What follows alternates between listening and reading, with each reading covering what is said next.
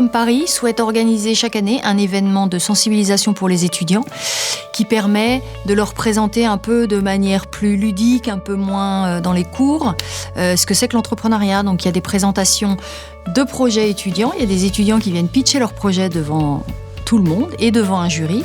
Il y a des projets qui viennent de l'incubateur, qui sont un peu plus solides, un peu plus aguerris, forcément un peu plus avancés. Et ensuite, il y a une table ronde sur l'entrepreneuriat. Cette journée, elle est soutenue par des alumni qui financent en fait les prix. Donc en fait, c'est une démarche très importante de l'école entre les alumni qui sont intéressés par l'entrepreneuriat et qui veulent passer la main à des jeunes entrepreneurs.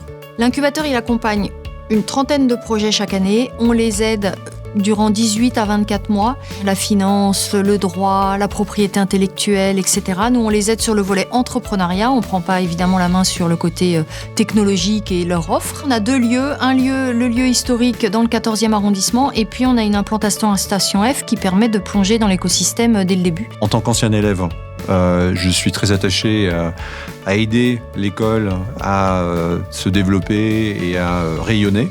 Et je suis très heureux de voir qu'aujourd'hui, l'école est en train d'aider par les incubateurs, par toutes les formations, les aides pour justement avoir cette nouvelle génération d'entrepreneurs qui, j'en suis sûr, portera haut les valeurs de l'école. Nous sommes, partenaires aujourd'hui de l'école. Je suis le parrain de la promotion 2026 et nous investissons à long terme parce que nous pensons aujourd'hui qu'il est important que les entreprises, indépendamment de moi-même, doivent aider les écoles telles que cette école à vraiment continuer à progresser dans l'entrepreneuriat, dans la création de start-up et de faire en sorte que l'innovation soit au cœur vraiment des problématiques aujourd'hui de l'éducation.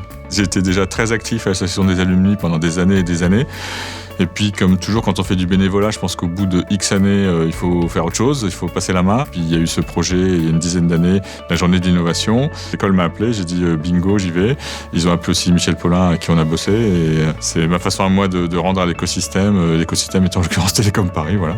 Moi, je suis un fervent défenseur, évidemment, de l'innovation et de la technologie. Je crois encore que la technologie peut faire quelque chose. J'ai l'impression qu'on a dans les cartons les solutions technologiques. Et nous, on voit beaucoup de startups qui ont des tas d'idées qui, sur le papier, ont l'air géniales. Après, il faut voir si on peut les implémenter pour améliorer, on va dire, le sort de la planète. Donc, moi, je crois beaucoup à l'innovation et donc au progrès, finalement.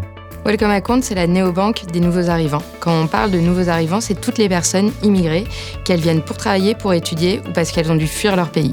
On a un vrai impact social et aujourd'hui, le fait d'être incubé à Télécom Paris, en fait, ça nous donne une forte dimension sur l'innovation technologique. Et là, toute notre solution, elle est basée sur l'IA générative. Et donc, Télécom Paris nous permet vraiment d'être ambitieux et vraiment d'atteindre nos objectifs tech. La fondation de Skyros correspond au désir très très fort de porter vers la vraie vie, vers l'industrie, vers la clinique, les avancées en recherche, en particulier sur le jumeau numérique de la colonne vertébrale. Nous sommes une société en santé numérique. Nous avons rejoint d'abord l'incubateur Paris Biotech Santé, où on s'est immensément enrichi de tous les aspects liés à la santé, au réglementaire, etc., etc.